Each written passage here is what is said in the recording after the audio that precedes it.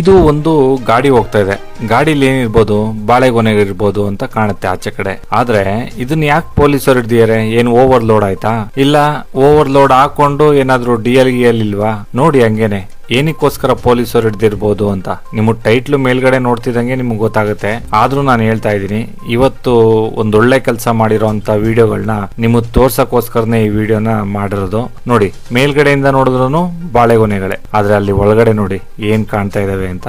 ಹಸುಗಳು ಕಾಣ್ತಾ ಇದೆ. ಹಸುಗಳನ್ನ ಸಾಕ್ಸಕ್ಕೋಸ್ಕರ ಬಾಳೆಗೊನೆ ನೆಪದಲ್ಲಿ ನೋಡಿ ಯಾವ ತರ ಪ್ಲಾನ್ ಮಾಡಿದ್ದಾರೆ ಅಂತ ಅಂದ್ರೆ, ಈ ತರನು ಪ್ಲಾನ್ ಮಾಡಿ ಕರ್ಕೊಂಡು ಹೋಗ್ತಾರೆ ಹಸುಗಳನ್ನ ಅಂತ ಹೇಳಿ ಇವತ್ತೇ ಗೊತ್ತಾಗಿದ್ದು. ಯಪ್ಪ ದೇವ್ರೆ, ಮೂಗ್ ಪ್ರಾಣಿನ ಯಾವ ತರ ನೋಡಿ ಹೊರ್ಚ್ಕೊಳ್ಳಲ್ಲ ಕಿರ್ಚ್ಕೊಳ್ಳಲ್ಲ ಅನ್ಬಿಟ್ಟು ಈ ತರ ಎಲ್ಲ ಪ್ಲಾನ್ ಮಾಡಿ ಕರ್ಕೊಂಡು ಹೋಗೋದು ಎಷ್ಟು ಮಟ್ಟಕ್ಕೆ ಸರಿ? ಇದನ್ನ ಕಡಿವಾಣ ಹಾಕಕ್ಕೆ ಆಗೋದೇ ಇಲ್ಲ ಅನ್ಸುತ್ತೆ ಮೋಸ್ಟ್ಲಿ. ಎಷ್ಟೇ ಹೋರಾಟ ಮಾಡಿ ಏನೇ ಮಾಡಿ ಈ ತರದೊಂದು ಕೆಲಸ ನಡೀತಾನೆ ಇರುತ್ತೆ. ನೋಡಿ, ಹಸುಗಳೆಲ್ಲ ಒಳಗಡೆ ಕೂತಿದಾವೆ. ಮೇಲ್ಗಡೆ ಹೆಂಗೆ ವುಡ್ ಹಾಕ್ಬಿಟ್ಟು ಮೇಲ್ಗಡೆ ಮಾತ್ರ ಪ್ಯಾಕ್ ಮಾಡ್ಕೊಂಡು ತಗೊಂಡ್ ಹೋಗ್ತವ್ರೆ. ಕಾನೂನು ಈ ತರ ಕೆಲಸ ಮಾಡೋರ್ಗೆಲ್ಲ ಒಂದು ದೊಡ್ಡ ಕಠಿಣ ಶಿಕ್ಷೆ ಕೊಡ್ಬೇಕು. ಯಾವ ತರ ಇರ್ಬೇಕಪ್ಪ ಅದು ಶಿಕ್ಷೆ ಅಂತಂದ್ರೆ, ನೆಕ್ಸ್ಟ್ ಆ ತರ ಕೆಲಸ ಮಾಡೋಕೆ ಅವ್ರಿಗೆ ಮನಸ್ಸೇ ಬರಬಾರ್ದು. ಆ ತರದೊಂದು ಶಿಕ್ಷೆ ಕೊಡಬೇಕು.